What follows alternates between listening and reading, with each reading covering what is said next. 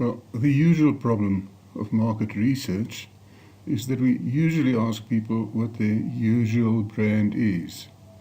Now, this is not just a play on words. It is a very important issue, and most marketers and researchers will benefit from just listening to the rest of this slideshow. Often we spend time, and I've had 40 years of being in research, a research supplier, and I've often spent time debating with a client. Should we ask which of these brands is your usual brand? Or which of these brands do you prefer? Or which of these brands do you buy most often? Or, well, some variant of this.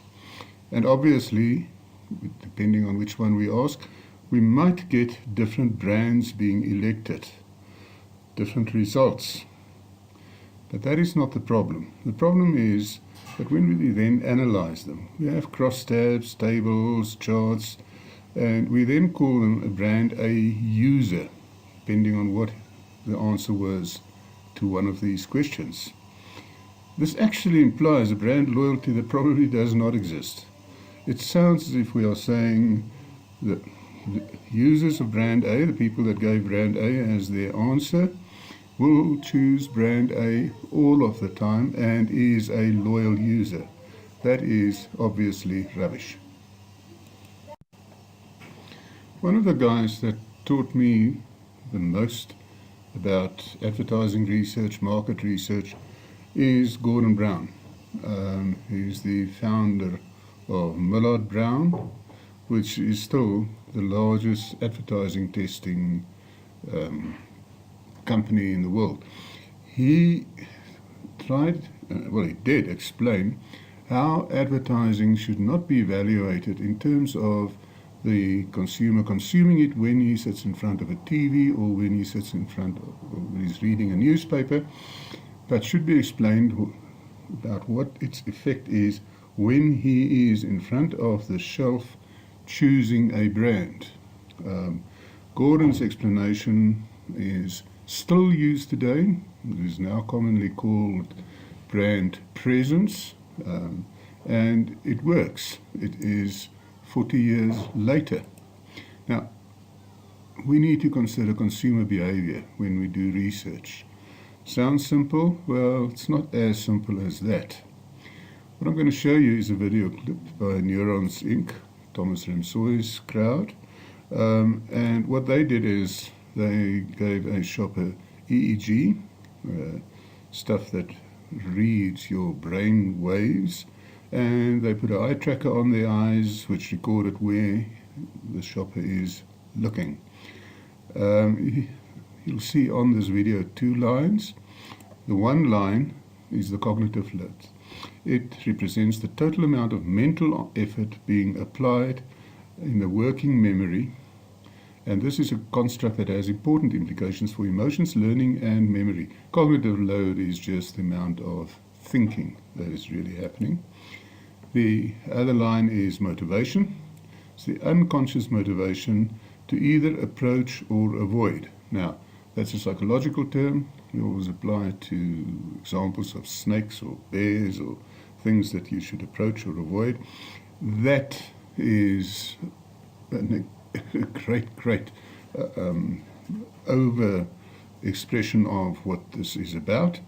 We use it every moment in our lives, and we use it when we talk about brands or think about brands. Okay, let me just get this thing going, and then I'll stop it here. That little circle, see on this fruit juices section, is looking at the brands. It shows where his eyes are focused on. Below that you've got a chart that tracks the cognitive load, amount of thinking that is happening, as well as motivation. The red bar shows where he is at that point in time. You'll see the cognitive load is very high, motivation relatively low, and now follow his eyes and see how he is looking at the prices.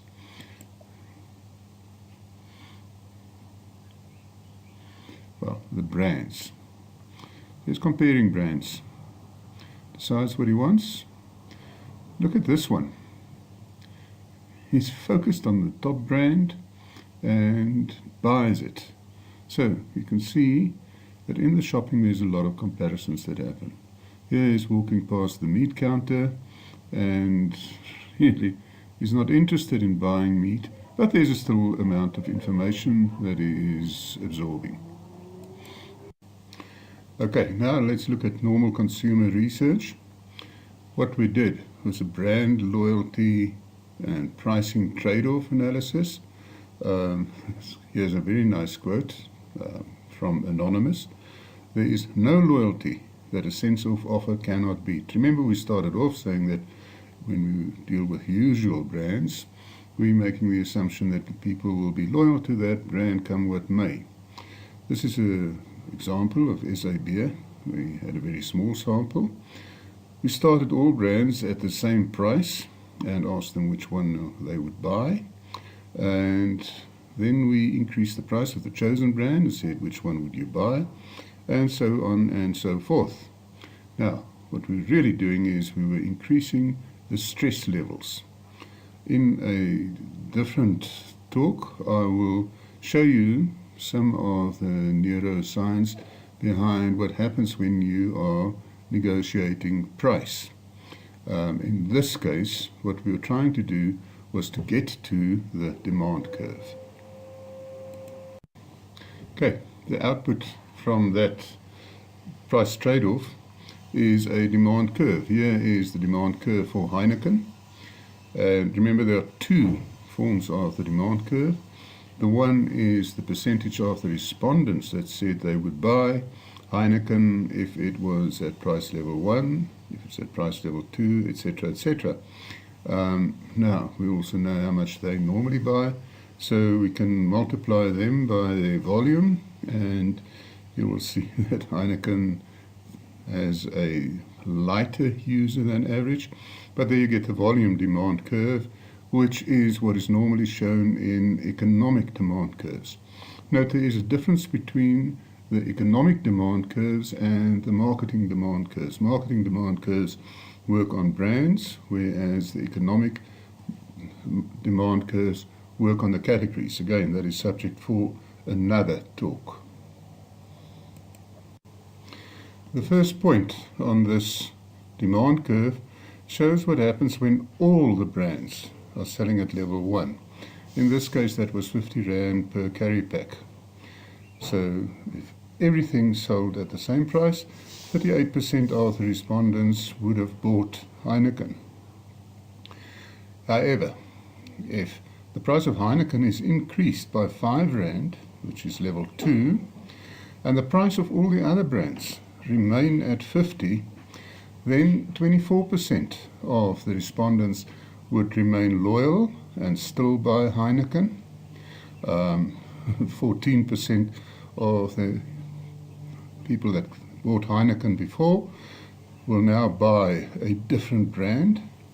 And of course, when you then increase the price to 60 Rand, which is level 3, you have 17% still remaining loyal and buying Heineken.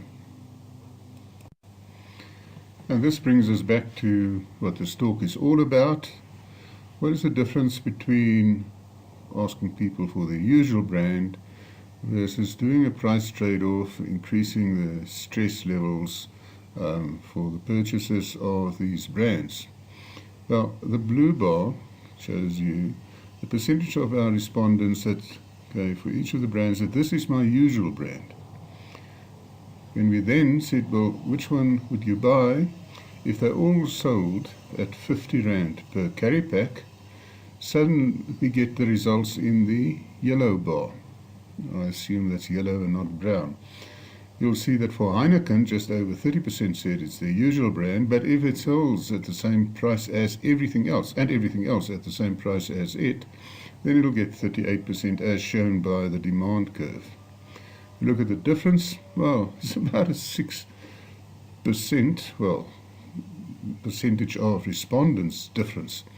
Look at Castle Light. You can see that at parity price, that means the other brands are selling at the same price as Castle Lite, people would prefer to go to a different brand. In fact, it lost 10%, well, not 10% as a relationship, but a third of its people that said they are buying it as their usual brand compared to whether they would have bought it if all the prices were the same. One would guess that a lot of them would be going to Heineken. Well, I started off this little presentation by saying the usual problem with market research is we usually ask people what their usual brand is, or some version of what their usual brand is. My second slide, I did clarify by saying that is not really the problem. The real problem is that in our analysis we then call them brand A users. Now, we don't have an alternative. We have to call them brand A users because we have no indication of what happens when we change the stress levels of choosing brand A, which implies a brand loyalty that probably does not exist. For most respondents, it probably does not exist. So what we should be doing is we should be thinking of consumer behavior as curves, demand curves, not static points. Not saying he is a brand A user, but saying that the demand curve shows his loyalty towards brand A, and we should be researching them as such.